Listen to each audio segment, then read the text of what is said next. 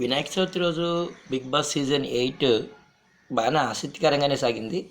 Week డేస్లో కంటెస్టెంట్లు చేసినటువంటి performance చూపించడం జరిగింది. దీంట్లో ఒక 5గురు కంటెస్టెంట్ల పెర్ఫార్మెన్స్ అసలు పూర్తిగా బాగాలేదని చెప్పి హోస్ట్ నాగార్జున గారు చెప్పినటువంటి విధానం చాలా చాలా నచ్చింది నాకైతే.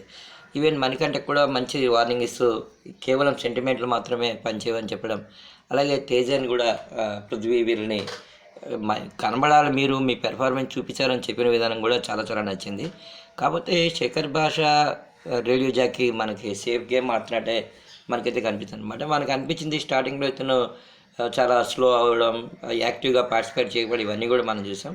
నామినేషన్లోకి వచ్చినప్పటికీ తక్కువ ఓట్లు రావడం వల్ల బెజవాడ బేబక్క గారు పాపం ఎలిమినేట్ అయ్యే అవకాశం ఉంది, ఎలిమినేట్ అయ్యారని చెప్పి కూడా మనకు తెలిసిపోయింది అనమాట.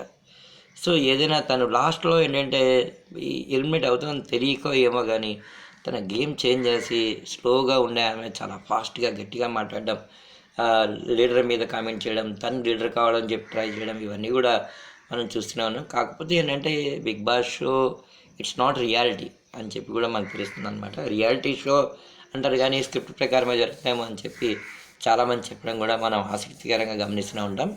ఎవరొకరు ఎలిమినేట్ కావాలి కాబట్టి కంపల్సరీ కూడా ఎలిమినేషన్ ప్రక్రియ అనేది కంపల్సరీ సాగిపోతూ ఉంటుంది. చూడాలి రాబోయే వారాల్లో ఏం జరుగుతుందో.